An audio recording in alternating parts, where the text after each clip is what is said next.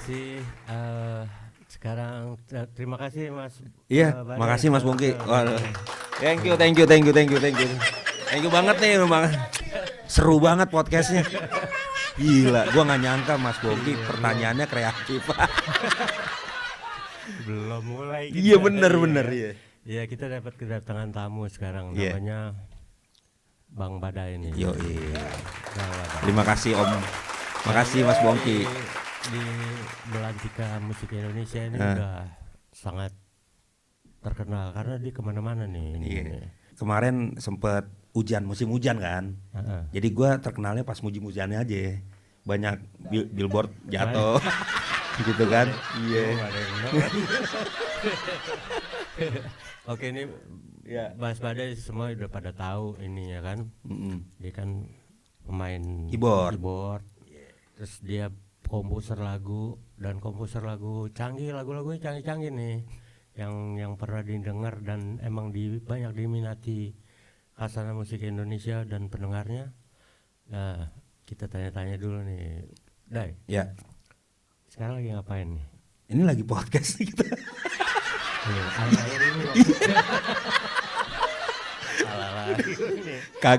Kagak. Gue sekarang masih ini Mas, masih di musik lah. Masih di musik. Ya apa namanya, belum jadi profesi lain, belum jadi pemain bola gua. Masih main musik, masih bikin lagu. Sekarang ini justru udah punya kantor sendiri, Badai Music Production. Lagi banyak mencetak karya-karya baru di 2025. Dan yang paling penting sih sekarang gue nyanyi.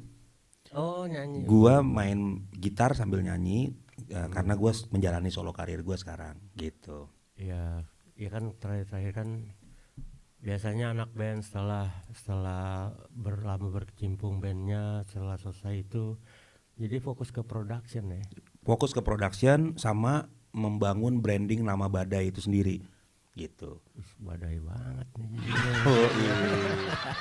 Jadi gue nge-branding nama Badai itu sendiri. Bahkan kalau misalkan gue diundang event gitu ya, ada beberapa IO yang masih mau pakai Badai X siapa gitu ya.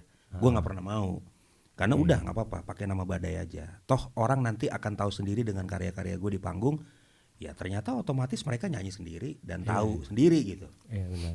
Bisa bicara rebranding atau apa ini cuman menyempurnakan ininya ya, perjalanan betul. Tapi tetap di musik. Tetap di musik. Tapi katanya katanya jadi Pak RT katanya. Iya, 3 tahun gue jadi RT Mas.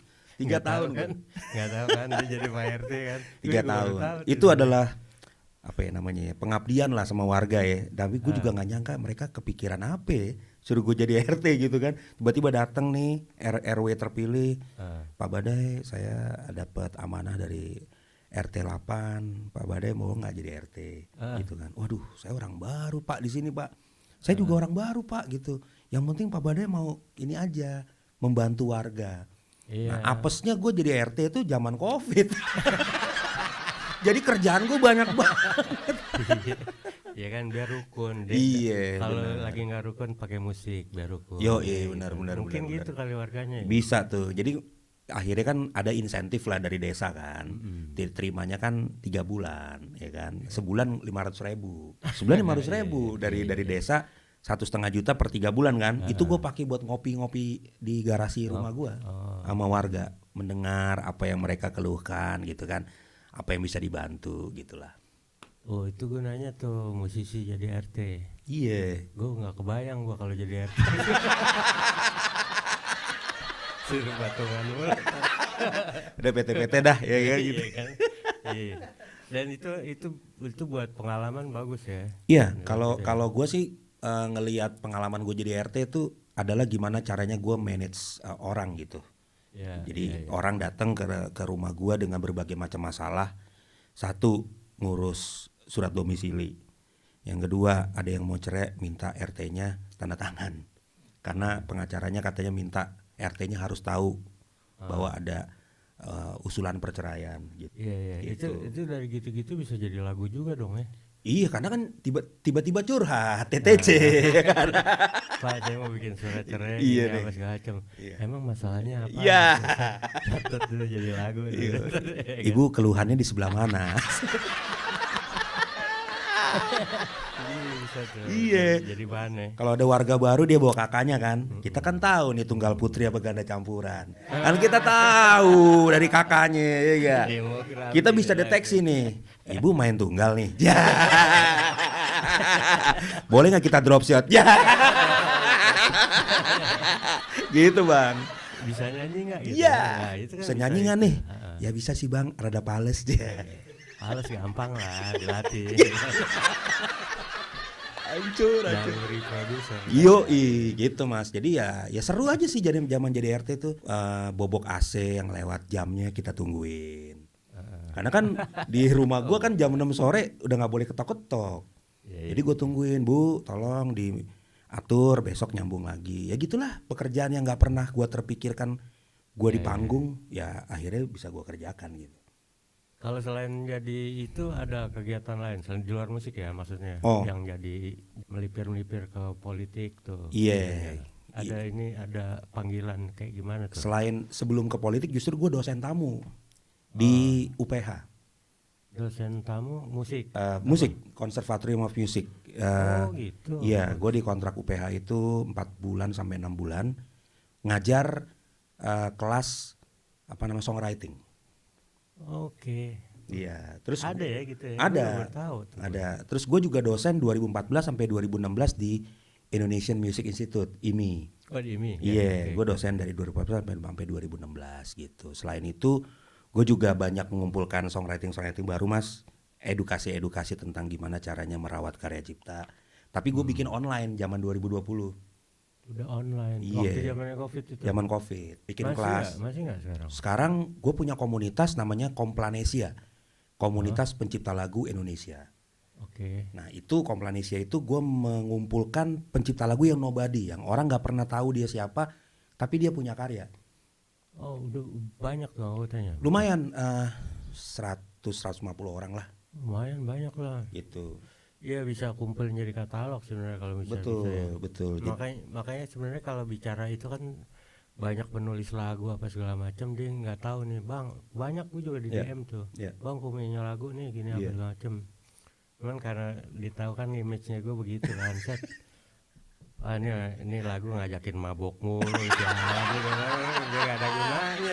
Slow ya, image-nya slow bang. Tapi kalau misalnya ngebina begitu emang sebenarnya jadi industri yang besar. Kayak di luar negeri juga begitu kan. Nulis lagu yang nobody juga itu akhirnya dirangkum, dibikin songwriter sama co-songwriter apa segala macam. Iya, betul.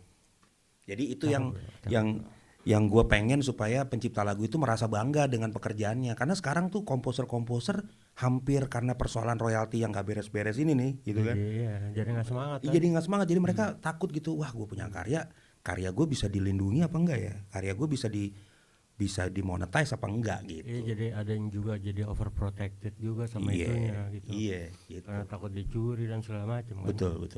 Padahal sih kalau bisa masukin ke lembaga publisher yang benar atau dirawat lagu lah. Iya. Itu bisa. Ya ini juga PR sih sebenarnya buat publishing di Indonesia ini ya supaya istilahnya kerjaannya jangan nagih doang tapi merawat karya juga. Cakep. Iya, sama gue juga lagi lakuin itu sih. Betul. Ngomong-ngomong dari karya tuh udah berapa banyak mungkin? Kalau gua total yang hits data publishing 138. Banyak loh lagu yang plus band gue nyitain lagu buat nyanyiin all gitu. Tapi kalau lagu secara keseluruhan sama yang gak hits sih mungkin 300-400an ada kali. Gue juga segituan ya. Gue kumpulin, ada yang lupa yang ingetin adik ipar gue, bang ini lagu lo bang, yang mana nih? Emang gue yang bikin? Lagu yang duduk di samping lo tidur gitu. Iya. Iya, saking kebanyakan kita juga kadang-kadang suka lupa ya. Maksudnya karya kita tuh sedari mana gitu. Kadang-kadang gue kalau manggung juga gitu mas. Maksudnya gue suka lupa lirik gitu. Bahkan lirik-liriknya gue sambung-sambungin aja sama lagu yang lain ya. Yang penting temanya sama gitu kan. Tapi gue dibantuin sama penonton. Ya istilahnya karena kebanyakan lagu jadinya ya kadang-kadang suka nggak inget aja. Emang mesti gitu sih. Ini ada juga sih. Sebenarnya gue dikasih tahu teman gue orang dari luar. Lo kalau bikin lagu mesti ada saksinya, kata bilang gitu. Oke. Nah saksinya itu ntar lo bikin catatan di situ untuk supaya bisa tektokan. Jadi bikin entah sign-nya atau apa yang backupnya lah ya. Ya. Bahkan orang yang nongkrong nih misalnya ada Mas Madi di situ lagi duduk, kita lagi bikin lagu. Dia termasuk kalau dia ngasih ide. Oh jadi dia termasuk penciptanya gitu ya? Termasuk support buat itunya. Iya, Dan bagian. dia ada itunya, di catatan itunya ada. Betul. Nah itu kan kalau kita kagak. Iya. Lu ngapain lu numpang rokok gua habis sama lo, kopi juga lo iya kerjaannya ganyem mulu, ganyem mulu, iya mulut lo doang yang penuh, otak lo kosong. Cuman ada juga, tapi muka lo inspiratif. Iya benar. Kayak komuk lo sih, komuk ngasih lirik sini, iya kan? Komuknya komuk lirik nih. Gua godain. Iya kalau di luar negeri kayaknya apresiasi lebih tinggi ya. Lebih tinggi. Dan itu emang mesti kita inin juga sih, jadi kulturnya kreatif sih. Iya. Dari situ dukungannya juga akhirnya buat itu lebih dihargain. Iya. Soalnya juga kalau di luar negeri juga gua ngelihat ya Mas ya, maksudnya mereka tuh sangat respect sama penulisan nama gitu. Jadi ibaratnya kalau lo co-producer, kalau lo music director, sampai ibaratnya tukang penata rekam pun mereka tulis dengan jelas gitu. Jadi kita nyuruh beli rokok juga dicatat ya. Runner, bahkan gue pernah lihat di albumnya kalau nggak salah Stone Temple Pilots gitu ya. Itu gue pernah ngeliat dia sampai nulis runnernya tuh siapa gitu. Nah itu bagus. Jadi ibaratnya ada nasi goreng kambing dulu beliin gitu kan, siapa nama Duloh gitu, runner ya kan. Iya ditulis runner Duloh gitu kan. Duloh by STP gitu. Misalnya ada yang datang gitu ya, lagi mau bikin apa Om Badai? Iya. Gue lagi mau bikin lagu. Gue nungguin deh, ntar gue jadi lu kalau nyuruh beli rokok gue aja ntar. Masuk ke credit title masuk tuh. Iya. Banyak banget tulisannya tuh. Makanya itu di Kanggayem iya kan.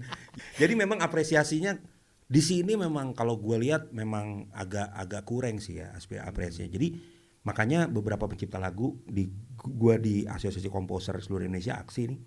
Kita lagi memperjuangkan memang lebih kepada pengakuan dan lebih kepada apresiasi lebih kepada pencipta, bukan hanya sekedar hak moral tapi ekonominya juga kita pikirin gitu kan. Masa istilahnya mau bayar anak sekolah mesti minta-minta sama lembaga-lembaga yang mengelola, harusnya kan itu kan haknya mereka gitu. Gue pernah kepikiran juga tuh, kan ada komposer, ada produser apa segala macam. Asosiasi Bohir Musik Indonesia gitu. Asosiasi perlu nggak tuh? Perlu juga sih, perlu. Ya kan itu mempercepat produksi dan ini sebenarnya. Iya benar. Ya, ntar kita bikin deh. Ya. Bisa, jadi gampang lah buat kasbon. Asosiasi Bohir Indonesia, bentuknya koperasi juga nggak apa-apa. Iya betul. Yang penting cair aja, yang penting cair. BUMN juga bisa tuh di Ya Pak Prabowo. Ya. Pak Prabowo boleh lah dibantu. Asosiasi Bohir Musik Indonesia. Gitu. Cuma ada fakta menarik ya. Gue mau cerita juga kalau tadi gue sempat di backstage, gue ngobrol sama Mas Bongki. Dulu tuh waktu gue SMP Mas. Ya kan? Studio itu kan yang gue tahu cuma studio Potlot. Studio ada satu di Mampang, ada satu di Pasar Minggu. Itu yang. Tapi zaman itu mungkin ada Triple M gitu, mungkin udah ada kali ya zaman itu ya. Udah ada, cuman kita belum kesana lah. Jadi gue tuh memang latihannya ya di studionya Slang sama teman-teman gue. Gue sih nggak ikut latihan, secara musik gue nggak sesuai dengan teman-teman gue. Teman-teman gue mainnya Kreator, Obituary, Misfits ya. Gue mananya pakai piano ya kan. Jadinya Obituary jadi romantis gitu kan. Tapi gue nemenin teman-teman gue dan gue ke studionya Studio Potlot. Oh gitu. Iya, sudah Potlot. Berarti tahun berapa tuh? 92 93 lah. 92 93. Iya. Gua masih berdebu tuh. Enggak. Iya. Enggak, emang lagi 92 sih lagi sering keluar sih. Sering keluar ya. Di luar kendali apa gimana ya maksudnya? Dua-duanya.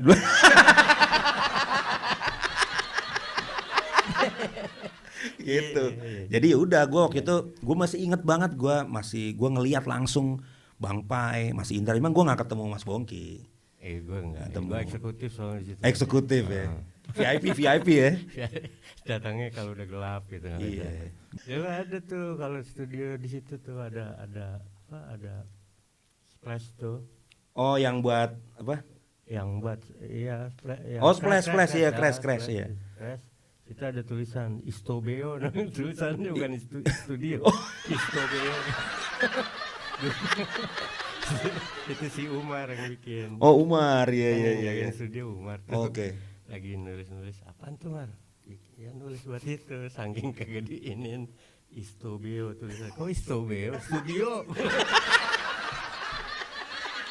Kalau tahu itu tuh. Iya. Wah, hancur banget ya pokoknya udah. DX7 waktu itu kalau nggak salah kan. DX7. Keyboard di situ yang masih DX7. Jadi memang gue udah ngikutin lah ibaratnya kalau slang gue udah ngikut. Secara di SMP gue slang itu benar-benar jadi band lokal yang lagi didengerin waktu itu. Gitu. Band kampung lah, masih kampungan kan? Kampungan, iya. Bukan kampungan maksudnya. Albumnya kan kampungan. Iya benar. Iya. Apa nih? Sekarang lo mulai dengan anggapnya lo bikin solo karir terus sama lo bikin kantor juga ya? Iya, bikin kantor. Bikin kantor, terus apa aja sih kegiatannya gitu? Jadi di kantornya Badai Music Production itu ada dua bendera gitu ya. Satu namanya 78 Records, itu adalah perusahaan rekaman gua. Oke, label. Label rekaman, ya masih membawahi artis baru. Terus yang di satu lagi adalah Badai Music Production itu sendiri, itu adalah artis manajemen. Yang dimana di situ artisnya adalah gua dan artis baru gua. Habis itu di bawahnya kita lagi produksi digital konten juga, ada podcast. Gua beberapa podcast juga gue bikin tentang karya gitu kan. Sama gue juga banyak mengerjakan company profile, kemudian jingle perusahaan. Kemarin pilkada juga ya nyayur lah pilkada kemarin. Iklan gitu segala macam ya. Iya, iklan juga ngerjain. Kita juga ngerjain beberapa edukasi musik. Jadi misalkan ada kampus-kampus musik yang butuh pengajar-pengajar, gua bisa masuk ke situ sebagai educator. Guanya ada beberapa orang juga, ada timnya juga gitu. Lengkap nih, paket lengkap sama supplier band. Jadi bagi brosurnya deh Bang. Iya Bang. Soalnya masalahnya kan ada supplier besi baja ada. Kita supplier band aja ibaratnya kalau wedding perlu band, regular cafe band kita udah ada 2 tim lah yang bisa keliling-keliling. Ini juga inspirasi nih buat musisi-musisi nih kalau misalnya sudah mulai berumur dan udah. Nah, benar. Dan udah itu kan ada juga tuh gue pernah itu juga lihat di Instagram gimana musisi banyak yang kecewa karena nggak punya job nggak ini segala macam ya. Emang bicaranya gitu. Sekarang kita jadi musisi sebenarnya bikin kondisi kita sendiri kan. Iya dong. Iya kan, betul. Jadi tukang beca bisa, tuh, ya kan? Session player misalkan. Iya. Nunggu musim duren bisa. Atau nggak kita kreatif sendiri bikin sesuatu. Bener. Buat ini, bikin gara-gara, cari ribut sama orang jadi lagu. Iya. Kan? Yang penting kan istilahnya dapat demand-nya lagi kan, ibaratnya kan gitu. Bikin momen lah. Iya, bikin momen. Kadang-kadang gini sih kalau Mas Bonge, gue tuh mikirnya kalau musisi itu memang jarang banget musisi yang mau keluar dari comfort zone. Jadi kayak misalkan salah satunya gue juga musisi yang tadinya terjebak dalam comfort zone. Dimana ya band gue dulu tuh adalah salah satu band pop dengan jadwal manggung yang cukup tinggi gitu kan. Gue cukup merasa aman dan nyaman dengan transferan nilainya besar. Dia naruh gitu pantat kan. doang ya. Iya, lagu royalti gede, transferan manggung juga oke gitu kan. Akhirnya gue pikir kalau gue begini terus tanpa ada kemajuan yang baik gitu ya, gue nggak akan maju nih. Akhirnya gue decide cabut, bangun branding sendiri. Dari 2016 kan gue sudah solo karir, nggak gampang. Gue branding terus, orang selalu membanding-bandingkan gue dan segala macam. Tapi cuek, kerjakan aja apa yang bisa dikerjakan dan akhirnya menciptakan momen. Nah itu inspirasi nih. Menciptakan momen. Kalau gue agak lain dikit gue. Lo keluar dong dari comfort zone lo. gue dari dulu keluar terus dari comfort zone gue nyari comfort sendiri emang di yang comfort itu. Iya bener ya. Justru sebenarnya udah nggak comfort dari dulu ya. Iya, jadi once udah mau comfort, gue keluar langsung. Iya. Gue cari yang nggak comfort, buat gue comfort lagi. Oh iya. Nah itu ininya bagus sih sebenarnya, maksudnya apa ya? Banyak cerita sih. Banyak cerita. Banyak cerita terus ketemu lagi hal-hal yang baru. Iya. Sama kalau gue kan pasti kalau mentok tuh gue panik loh. Gue nggak boleh ini gue jadi curhat. Iya nggak apa-apa. Muka gue emang muka curhatan emang. Iya nggak apa-apa. Ntar gue bikin lagu nih. Jadi gini bang, semenjak gue putus. Gue tuh kepikiran anak-anak gue aja sih. Terus. Iya maksudnya. Once udah comfort tuh gue udah nggak nyaman sebenarnya. Jadi gue nggak selalu cari ini. Bukan itu ya. Ini masalah sikap aja. Tapi emang bicaranya kalau emang udah comfort itu kan emang nyandu ya. Iya sangat. Ya sama kayak narkoba juga. Gue juga narkoba juga akhirnya gue nggak terikat sama itu karena emang narkoba comfort juga sih kalau udah ketemu enaknya ya. Setelannya begini. Bosanan juga ya. Ternyata dia membosankan juga ya. Membosankan. Iya. Yang nggak membosankan kan masuk di satu desa atau di mana ceritanya apaan nih? Frekuensinya udah tinggi nih. Ini gue. Iya. I wanna tell a story. Iya. Ya begitulah. Iya. Tapi kalau bicara secara karir dan musisi, Badai cukup bisa jadi inspirasi buat dicontoh juga dia. Terima kasih. Cukup brandingnya oke, hasil karyanya oke, terus dia juga bikin environment baru lah ya. Iya, jadi ibaratnya yang tadi Mas Bongki bilang bahwa ketika kita memang mau menciptakan momen, memang nggak gampang momen itu. Jadi kadang-kadang pengorbanannya gede juga. Gua tuh 2019 ya Mas sampai 2023 itu gue bikin konser sendiri tanpa sponsor. Jadi bukannya gue berarti banyak duit, enggak. Wah gue nggak untung tuh sering.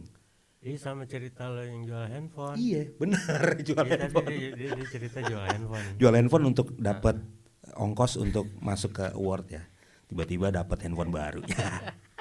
Jadi gue 2019 sampai 2023 itu gue bikin konser sendiri tanpa sponsor.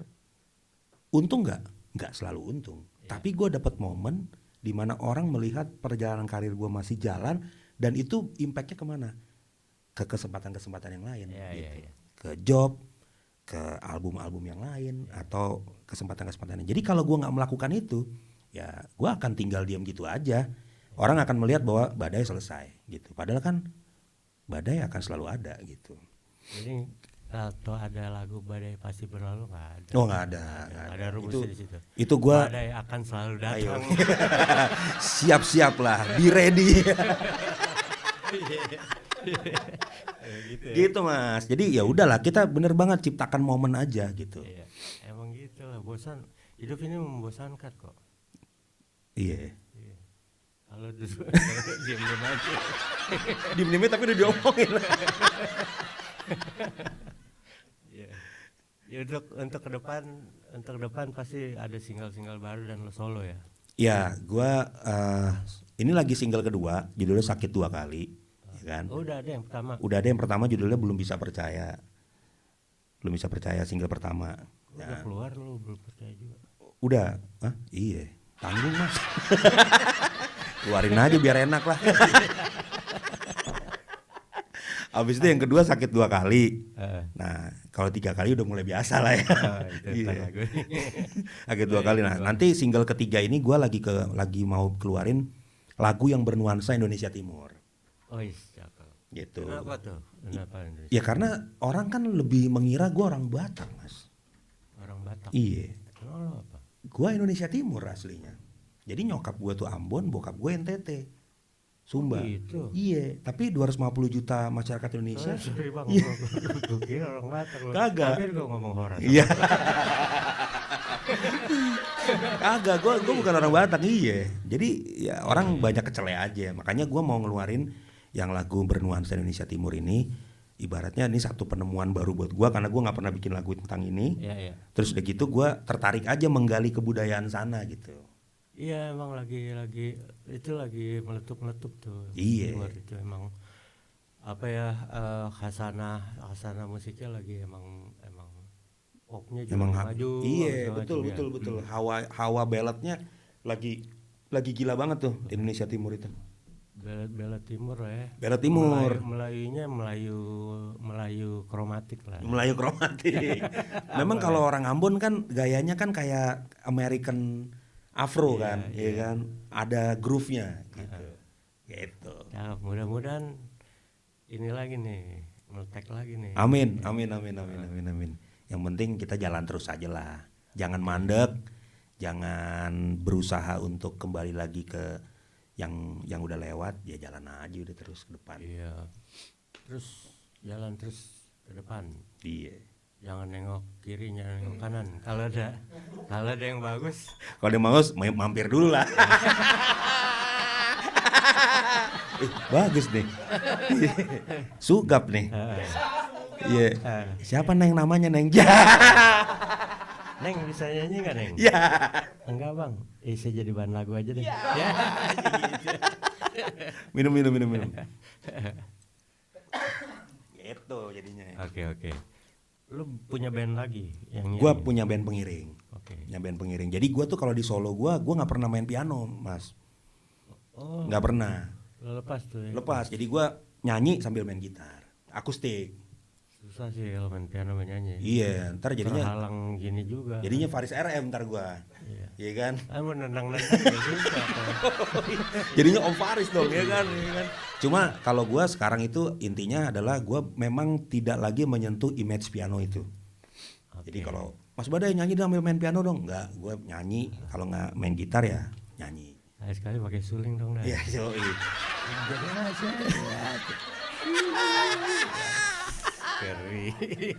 Kadang-kadang gue juga main violin juga aja. Sama drum lah. Jiwa kan nyanyi pakai suling. Yoi. Badai. Kapan dia belajar dangdutnya? Iya. Keren ya? Keren. Iya loh. Jadi kan biarlah aku sih. Gitu kan, tiba-tiba gitu kan. Jangan lakuin lo. Apa? Enggak lah. Tapi perlu dicoba. Iya. Tapi tahu pemain suling Bang Saat kan? Bang Saat. Iya kan, yang bikin suling dari Pralon langsung. Jadi dia by request tuh. Ini main dari mana nih? Gis mayor gitu. Wah. Saya nggak bawa lagi, bikin dia langsung di tempat. Iya gila tuh. Itu kacau tuh nih, itu planet juga tuh Bang Saat tuh. Itu sering kerja sama bikin iklan sama dia. Iya. Asik banget orangnya. Ajaib tuh orang. Ajaib. Apa aja bisa jadi bunyi sama dia. Iya.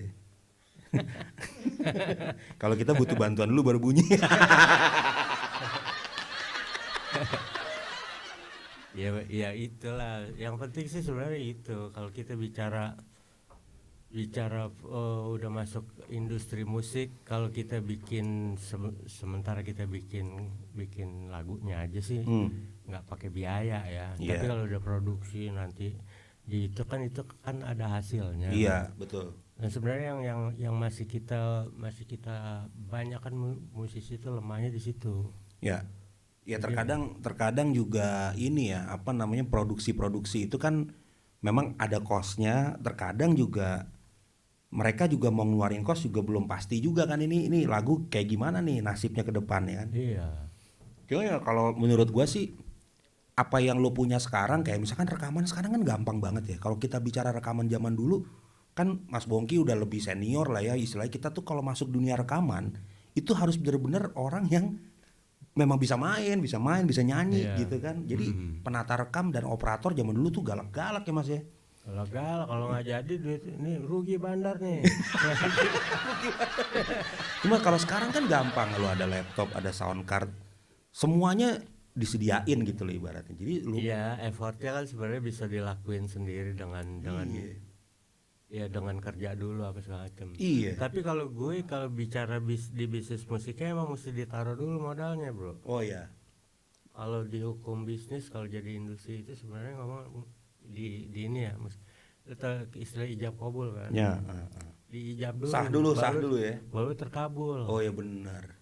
Gue siapin deh ntar pisang goreng lu bikin lagu dah. Ya, ijabnya pisang goreng. Oke. Terus pisang goreng itu. Jadi lagunya juga kualitasnya kualitas pisang goreng ya. Nah, oh gitu. iya benar. Nangkep sih kita sih. Gitu. Ibaratnya kan ada di situ emang. Iya, ibaratnya kan perlu penyemangat juga lah, ya kan? Perlu penyemangat lah. Ya kayak kita ngomong petani juga lah. Iya. Ya, Pak, ini padi dulu, nyebar padi dia lemes, kagak ada modalnya, dia kagak makan. Betul. Padinya pengok-pengok iya, dia nunggunya. Iya. Leto-leto ya padinya ya. Kalau udah ada itu, oh iya Pak siap, dia makan dulu, dia makan. Gitu. Itu mesti ada gitu juga, itu hukum alam tuh. Dan kita kadang-kadang nggak sadar, ada juga kan, ya udah kita bikin aja dulu, ntar modal gimana.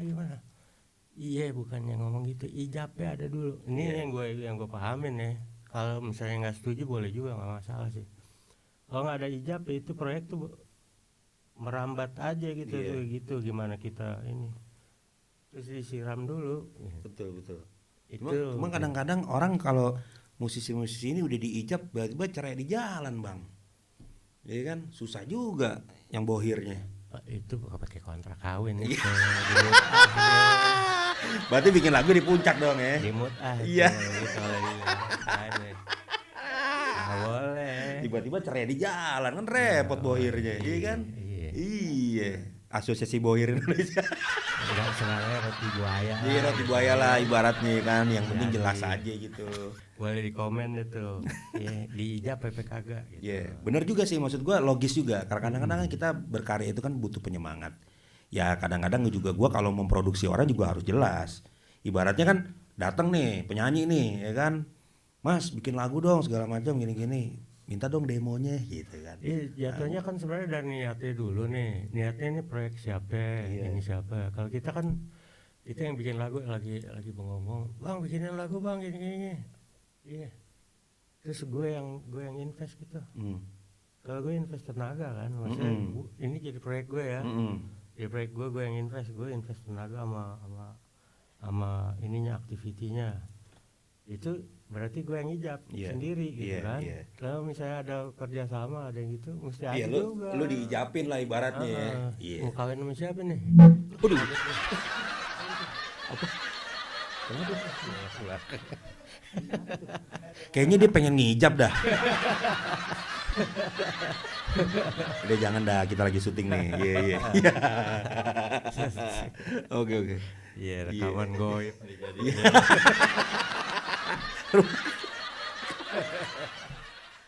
Iya. Apalagi ya itu satu itu.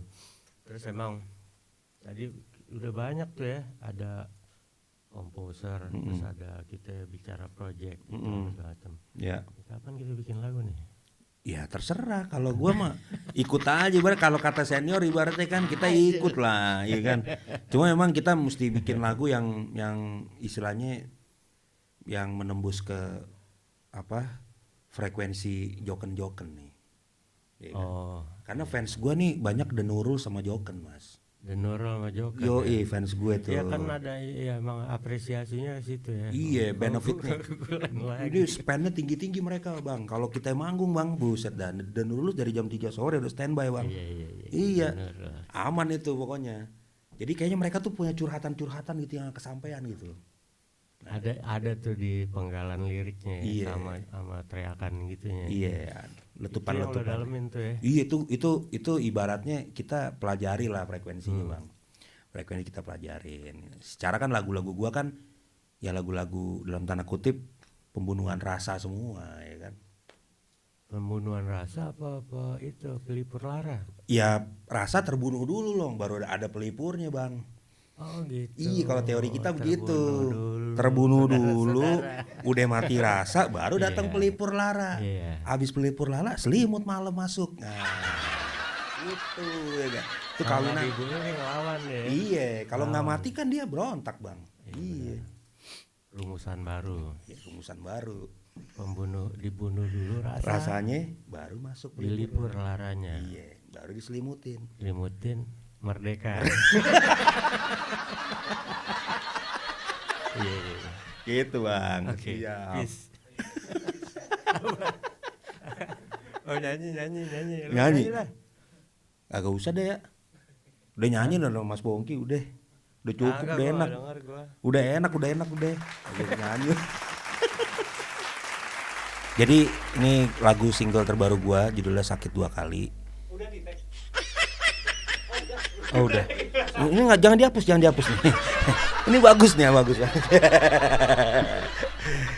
Jadi ini single gua yang kedua, yang judulnya Sakit Dua Kali. Justru gua mengangkat cerita-cerita tentang orang yang sebenarnya hubungannya udah nggak bisa diterusin tapi tetap aja tabrak tembok gitu kan. Akhirnya nggak bisa diterusin dan mewek gitu ya, curhatnya sama gua dapat duit jadinya. Jadinya sekarang akhirnya dapat selagu Sakit Dua Kali. Mudah-mudahan ya para galawers bisa menikmati lagunya. Yuk.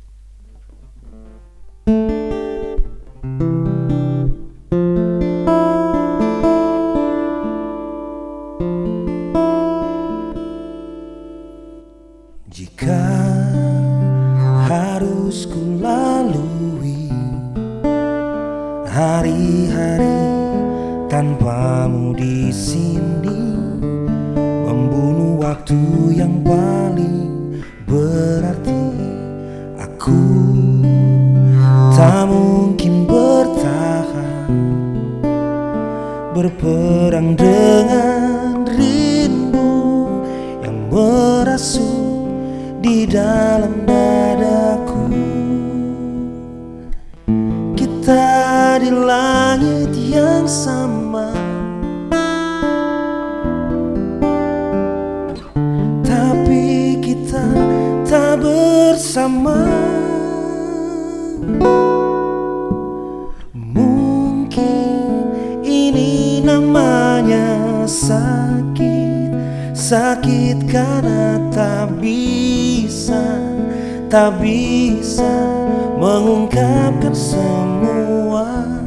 semua rasa cinta yang tak bersatu, terpisah karena norma. Kita hanya bisa menerima.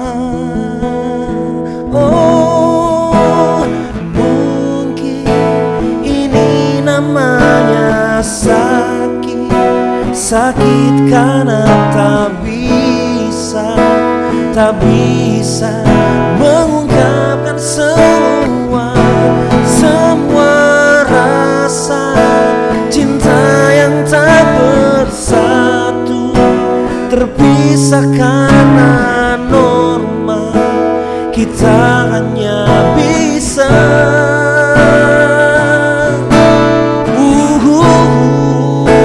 kita hanya bisa menerima